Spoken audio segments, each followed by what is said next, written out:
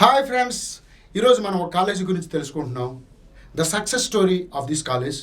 ఆ కాలేజీ పేరే SVKP and doctor KS Raj arts and science college, Penugonda.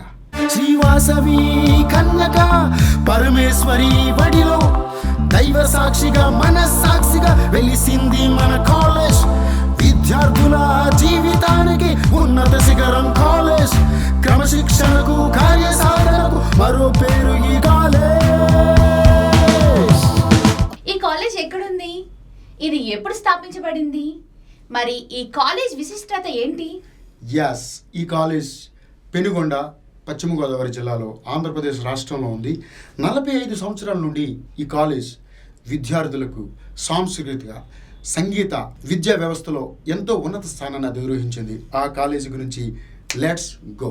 కళాశాల స్థాపించినప్పటి నుంచి కూడా ఆ కళాశాలలో పనిచేసిన అధ్యాపకులు ఆ పిల్లల్ని ఆ మార్గంగా కనవడం అనేది ఒక ముఖ్య కారణం.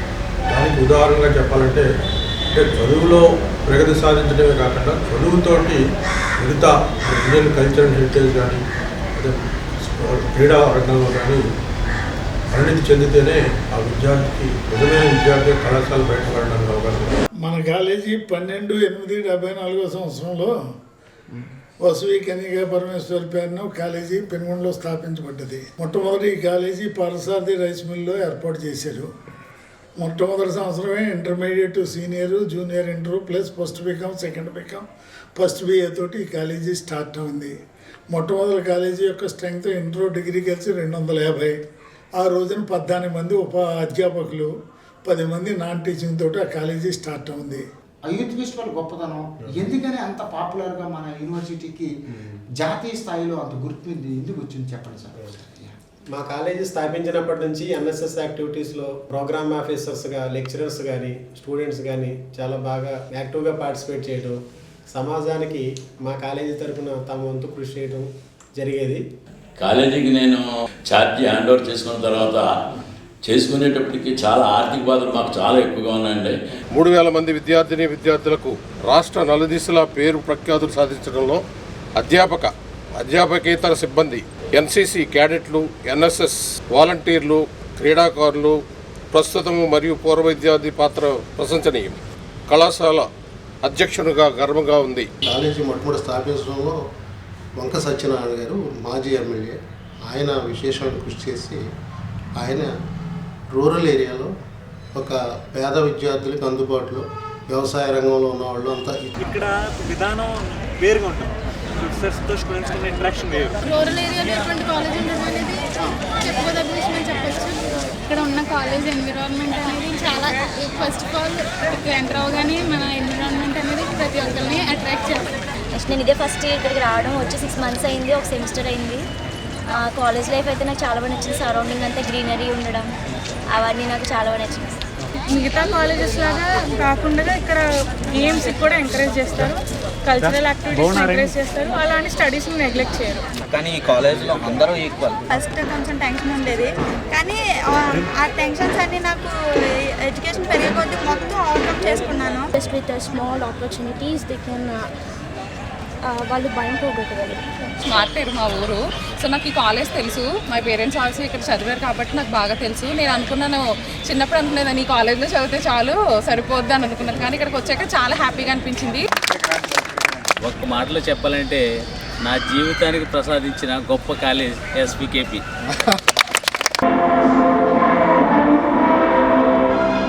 Old student of this college. I'm very happy to share this. Thank you. Okay sir. ఇక్కడ పిల్లలతో మేము స్పెండ్ చేసే టైం, మా పిల్లలతో స్పెండ్ చేసే టైం కన్నా ఎక్కువ. Got first prize and also congratulation. I elected second prize in university level lecture. మన ఇండియాలోనే ఫస్ట్ టైం యూజీసీ ఇచ్చేటప్పుడు 87లో కంప్యూటర్ సైన్స్ కోర్స్ అనేదాన్ని మన ఇండియాలోనే ఫస్ట్ డిగ్రీ లెవెల్లో ఇంట్రొడ్యూస్ చేసిన కాలేజ్ మన కాలేజీ. అది మాకు ఎప్పుడు పడుతుంది.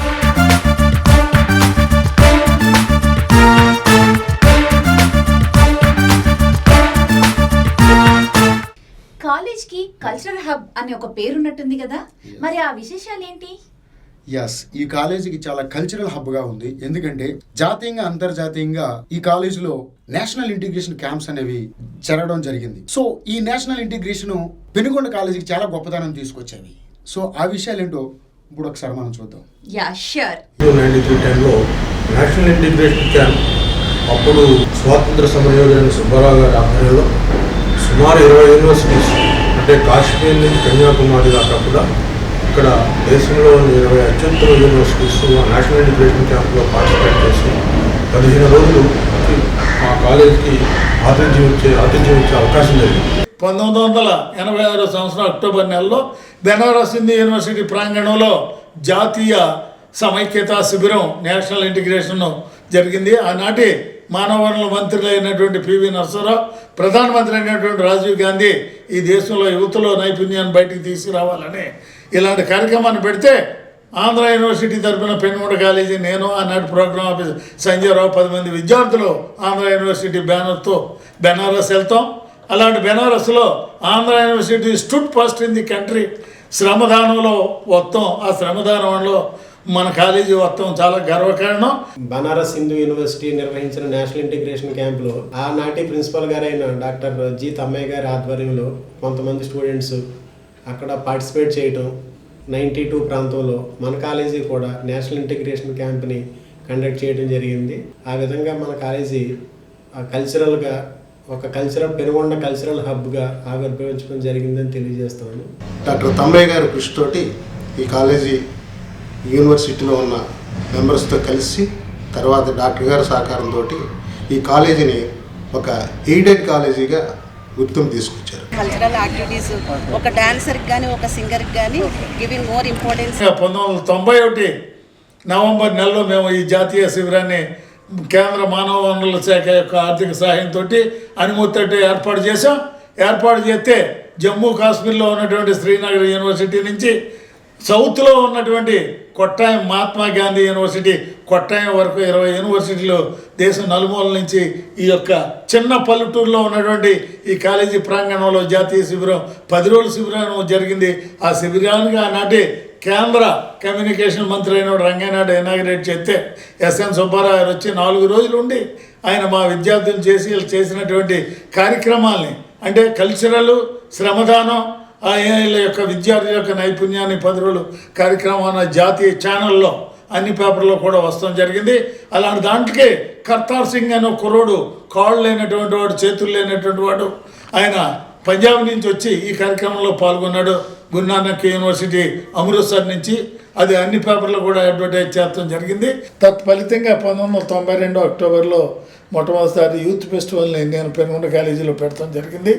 దీనికి చిన్న ఉదాహరణ, ఆంధ్ర యూనివర్సిటీ తరఫున ఈ రోజున అందరికీ కూడా తెలుసున్నటువంటి మ్యూజిక్ డైరెక్టర్ ఆర్పి పట్నాయక్ యూనివర్సిటీ తరఫున మొట్టమొదటిసారిగా పెనుగొండ కాలేజీలోనే స్టేజీ ఎక్కాడు. ఆయన ఎక్కితేనే కాదు, ఇలా జరిగినటువంటి కార్యక్రమాలు అయిన తర్వాత next day morning college visit చేస్తూ మీ అన్ని కార్యక్రమాలు బాగా జరుగుతున్నాయి బాబు, భోజనాలని అడిగి, మరి రాత్రి గుడ్డు పాత్ర వేసింది నువ్వేనా అంటే నేనేనండి అన్నాడు. నీకు చాలా జీవితంలో గొప్పడు అవుతాయని మాట అనడం అయ్యాలి జరిగింది. తర్వాత ఆయన మ్యూజిక్ డైరెక్టర్ అవ్వక ఆంధ్ర యూనివర్సిటీ స్టేజీ మీద టీవీ ఛానల్లోనూ కూడా అనేక సందర్భాల్లో పెనుగొండ కాలేజీ ప్రిన్సిపల్ తమ్మయ్య గారు చెప్తే నేను మొదటిసారి అన్నాను. అదేవిధంగా Sunil DNR college student, cine actor, మొదటిసారి పెనుగొండ కాలేజీలోనే 92లోనే ఆయన కూడా అడుగు పెడతాం జరిగింది. కాబట్టి సినీ రంగంలో 2 ప్రముఖులు ఈ పెనుగొండ నుంచి వెళ్ళారు. ఆ విధంగా ఈ కాలేజీ అన్నింటికన్నా వెళ్ళింది. కష్టసాధింపు జరిగి ఉండకూడదు, శత్రువుని కూడా మిత్రుడిగా భావించి ఆ విద్యాసంస్థ యొక్క అభివృద్ధికి ముందుకు తీసుకెళ్ళాలి.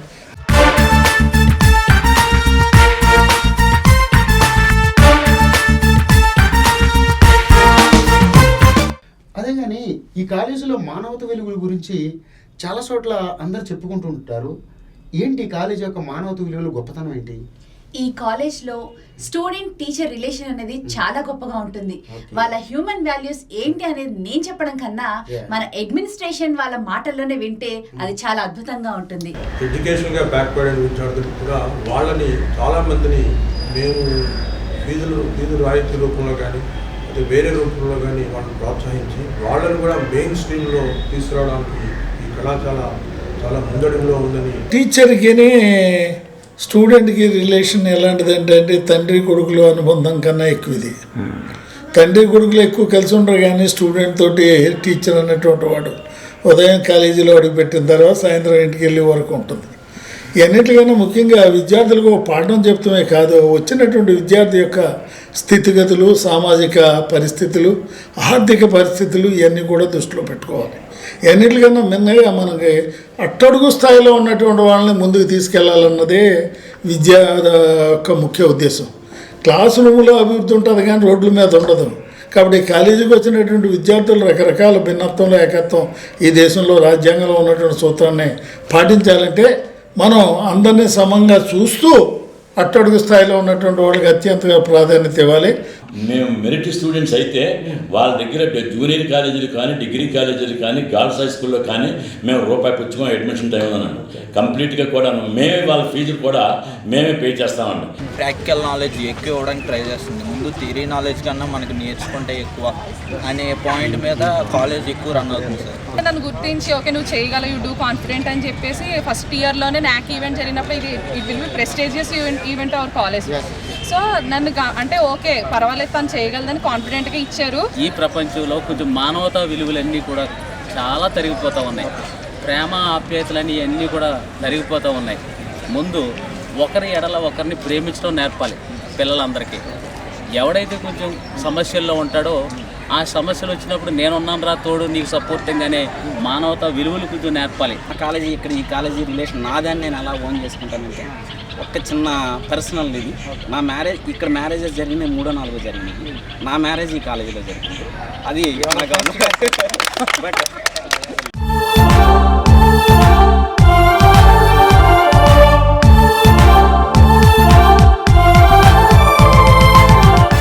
ఇది కోఎడ్యుకేషన్ కదా, Yes. మరి గర్ల్స్ స్టూడెంట్స్ కి ఎలాంటి ఫెసిలిటీస్ ఉన్నాయి? మన కాలేజ్ అడ్మినిస్ట్రేషన్ వాళ్ళే కో ఎడ్యుకేషన్లో గర్ల్స్ స్టూడెంట్స్కి ఎలాంటి ఫెసిలిటీస్ ఉన్నాయో మీరు తెలుసుకోండి. ఈ గ్రామంలో ఈ కళాశాలలో విద్యార్థుల్లో 50% ఆడవారు,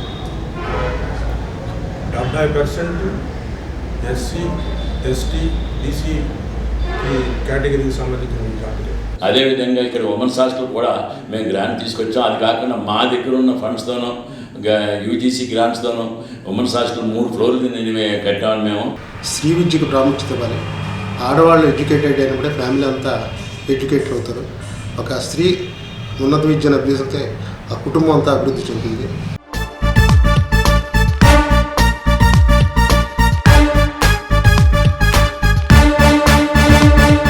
ఈ కాలేజ్ లో ఉన్నటువంటి ఎన్ఎస్ఎస్, ఎన్ఐసి గురించి చెప్పారు కదా, మరి అలాగే స్పోర్ట్స్, ఎన్సిసి, గేమ్స్ లాంటివన్నీ ఉన్నాయా? స్పోర్ట్స్, గేమ్స్ అండ్ ఎన్సిసిలో ఈ కాలేజ్ జాతీయంగా అంతర్జాతీయంగా ఒలింపిక్స్లో కూడా పాల్గొన్నారు. వావ్, ఎస్, ఆ విషయాలేంటి ఇప్పుడు మనం తెలుసుకుందాం.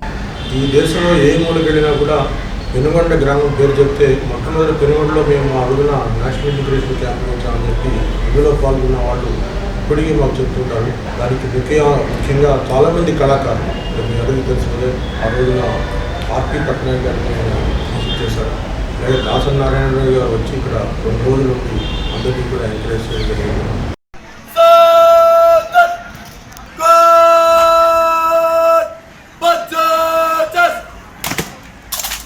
స్పోర్ట్స్ అండ్ గేమ్స్లో కూడా జాతీయ స్థాయికి వెళ్ళినటువంటి, ఇంటర్నేషనల్ స్థాయికి వెళ్ళినటువంటి వ్యక్తులను ప్రొడ్యూస్ చేసింది. 2004 ఎథెన్స్ ఒలింపిక్స్కి ట్రాక్ అండ్ ఫీల్డ్లో సత్య గీత ఇండియా తరఫున రిప్రజెంట్ చేయడం జరిగింది.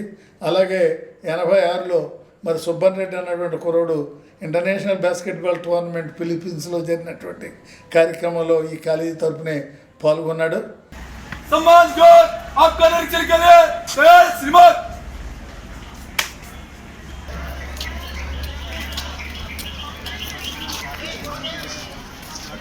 స్పోర్ట్స్ అండ్ గేమ్స్లో మా ఓల్డ్ స్టూడెంట్ అయిన సత్య సుబ్బన్ రెడ్డి గారు జూనియర్ ఏషియన్ బాస్కెట్బాల్ ఛాంపియన్షిప్లో పార్టిసిపేట్ చేసి ఇండియా తరఫున రిప్రజెంట్ చేయడం జరిగింది. మా ఓల్డ్ స్టూడెంట్ అయిన సత్యగీత ఒలింపిక్స్లో 3 times ఇండియా తరఫున పార్టిసిపేట్ చేయడం జరిగింది.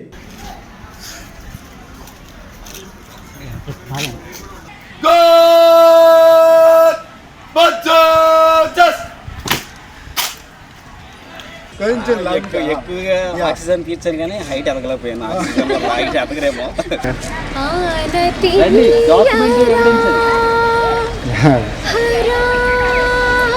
సన్నుతి సేయగా సమ్మతి నీయరా దొరా సన్నిధి చేరగా ఆనతి నీయరా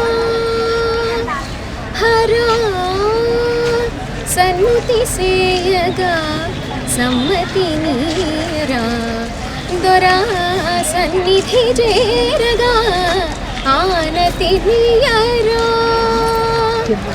హరా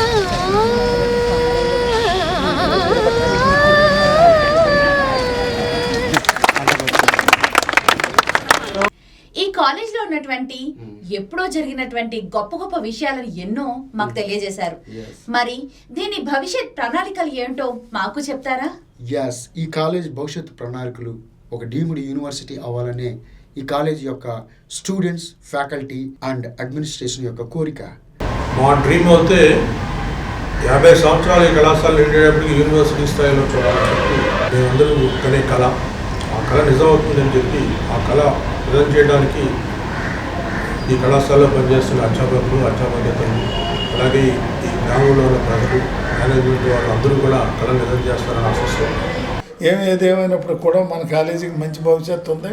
ఇవన్నిటిని దృష్టిలో పెట్టుకుని చేయాలనుకుంటే రాబో కాలంలో మారుతున్న కాలానికి అనుగుణంగా కోర్సులను ప్రవేశపెట్టి వాటిని ఇంప్లిమెంట్ చేసి మనం కాలేజీని ముందుకు తీసుకెళ్తాం. ఓన్లీ వాళ్ళ స్టడీస్ వరకే కాకుండా రీసెర్చ్లో కూడా ఎంకరేజ్ చేయడం కోసం రీసెర్చ్ అండ్ ఇన్నోవేషన్ సెంటర్, దానిలో లేటెస్ట్ ఎక్విప్మెంట్ని ప్రొవైడ్ చేయడం.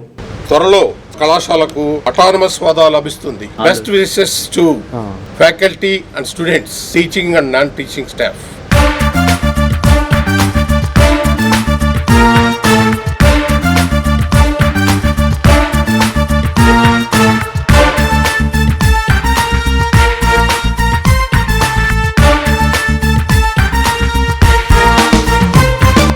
ఎస్వికేపి కాలేజ్ అంటే సక్సెస్ కే చిరునామా, క్రమశిక్షణకు విజయ సాధనకు ఇదే విలునామా.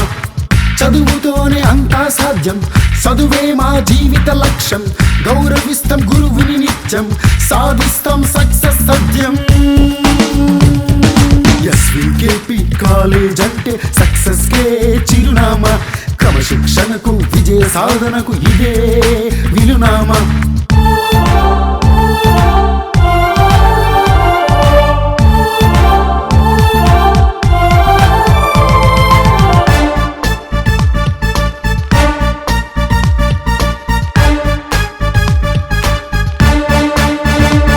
శ్రీవాసవి కన్యక పరమేశ్వరి వడిలో దైవ సాక్షిగా మనస్సాక్షిగా వెలిసింది మన కాలేజ్. విద్యార్థుల జీవితానికి ఉన్నత శిఖరం కాలేజ్, క్రమశిక్షణకు కార్యసాధనకు మరో పేరు ఈ కాలేజ్. అలు పెరుగని వెనుతిరగని విద్యార్థి లోకం మనది.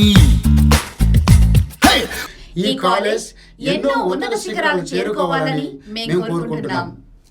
All the best. Sri Vasavi Kanyaka Parameswari వడిలో దైవ సాక్షిగా మనస్సాక్షిగా వెలిసింది మన కాలేజ్. విద్యార్థుల జీవితానికి ఉన్నత శిఖరం కాలేజ్, క్రమశిక్షణకు కార్యసాధనకు మరో పేరు ఈ కాలేజ్. Thanks for watching.